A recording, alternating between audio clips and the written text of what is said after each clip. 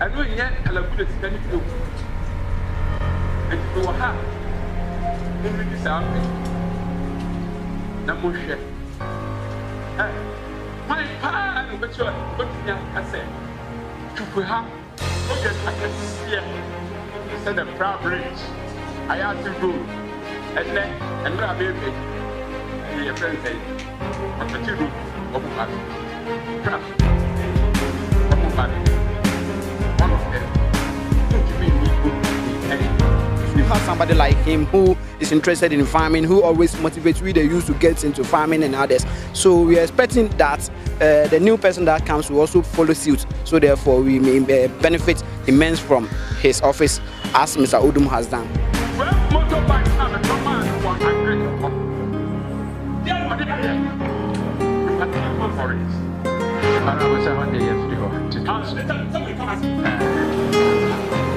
Here, most of the MPs use their common funds in building and doing, but for this one, he used his common fund to pay fees.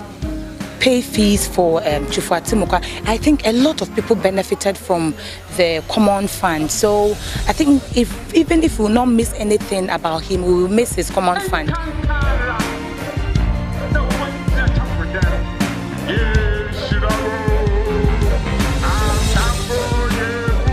If you don't get somebody who is also, well abreast of our Greek, I think the whole district will suffer. For him not leading us as our MP, I should personally say we've lost a greater asset to the district, because we know how this man is very good in terms of lobbying.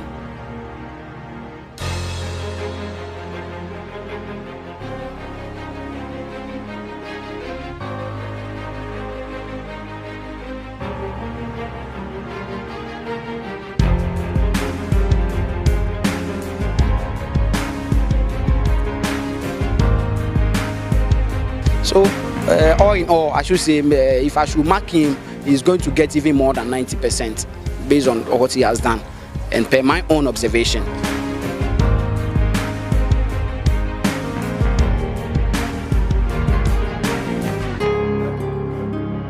Today we are here on the invitation of the District Assembly as the Member of Parliament that they elected me in 2016. They wanted me to give an account of my stewardship. This is exactly what I did today. And it's captured here in my brochure. In the brochure, I have depicted what I did personally as a Member of Parliament, in terms of direct usage of the common fund and other statutory funds that came to me, like the GED fund, like the National Health Insurance, like Social Investment Fund, and then common fund as well. And then I also took them through the kind of lobbying that I did. I also took them back to 1998 when I became an assembly member for this place, and what I have stood for the district. I came into the district making sure that the district will have a new direction and a new vision. And I think I've succeeded. We can talk about the new modern secondary school here. We can talk about the new hospital that was recently commissioned by the president. We can talk about the nursing training college. We can talk about the whole district now on electrification, including the district capital. When I came in as a district chief executive, Chifu Praso was not having any street light. I have done it. I took them through also what I did for some of the departments.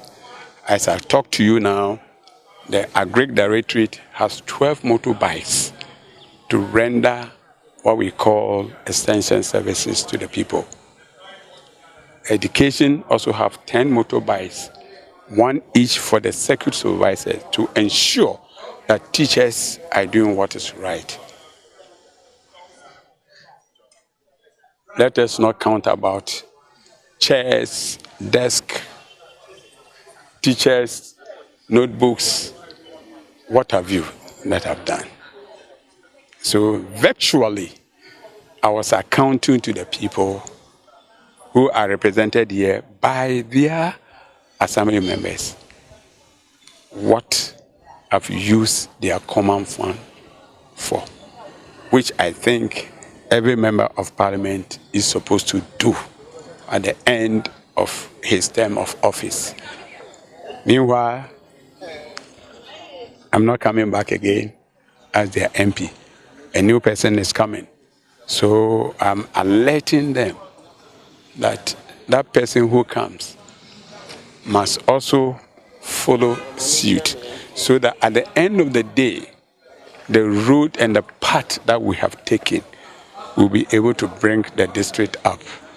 Because the sharing of the cake begins with us and the district. If what is supposed to come to MPs and district assemblies, we don't use it judiciously, then we must as well forget it. So eventually, today, I'm so glad God has given me the opportunity to explain to my people what I stood for and what I still stand for. And then encourage honorable members that if 1998 I was a member of the same house, that any of them can also become somebody like me. Then inform them, even though I'll be at the national and the international levels, I'm still for them, because I know and I reckon I come from Chufu, Ayase, and Popobi. That is my hometown, and I'm very proud of that place, and want to be always be proud about the place, so that I can be proud of Chufu Etimuka. The challenges were many. The challenges were many. The challenges were many from my district chief executive, my constituency executives. The challenges were many, but I put all of them behind me. Because you need to have those challenges that you can also do better. If those challenges are not there, you cannot aspire to do better. But going forward, I pray that the future MP will have a minimal challenge. Because at the end of the day, it is, let us put our hands together and let's work together.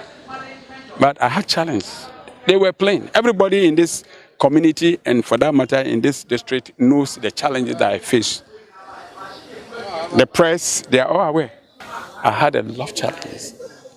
I was marginalized, I was vilified, but I never lost hope, because I knew what I was about. I knew I was on the right track, and I knew one day I'll be vindicated. Going forward, as I'm talking now, Nigeria has invited me, so maybe after I've come to end of my MPship, I'm going to go to Nigeria back as a consultant for a state to help them do what we did here, cocoa high tech. And not only cocoa, I also stood for rice in Nigeria.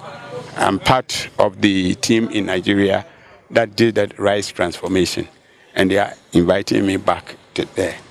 I want to go and help them because they are also an African country. How be it, if Ghana also require my services, I'm available. I'm looking forward to having farmers who be well doing in agric. Cocoa farmers who can buy their own fertilizer. Cocoa farmers who can take their destiny into their own hands. I remember in 2002, 2003, I had one farmer like Mr. Danso. I encouraged him, and he was able to do it and even won the best cocoa farmer in the whole country. I'm looking forward that one of these days, some of the farmers here can aspire to be there. Ghana, we are not lost yet. I agree with the president of African Development Bank, Adesina Akiwumi, that he says that the future of Africa depends on agriculture. And therefore, we must do everything possible to encourage the young ones to go into agriculture.